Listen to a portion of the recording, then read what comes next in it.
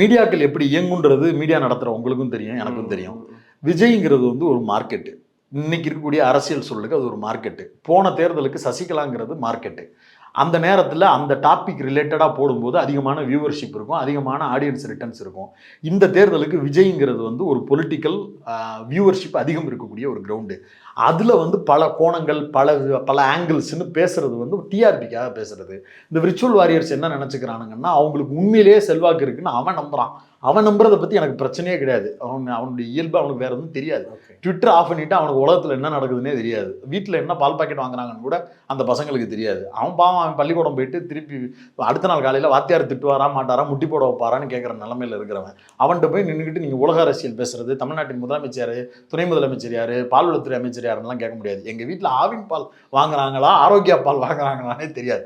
அவங்களாம் ஒரு பக்கம். ஆனால் இந்த டிஆர்பிக்காக தாவேக்காவை பேச வைப்பதும், தாவேக்கா எங்கே போயிடுச்சுன்னா என்ன, அங்கே போயிடுச்சுன்னா என்ன, இப்படி வந்தால் எப்படி, அப்படி வந்தால் எப்படின்றதெல்லாம் வந்து யூகங்களாக டிஆர்பிக்காக பேசுறது.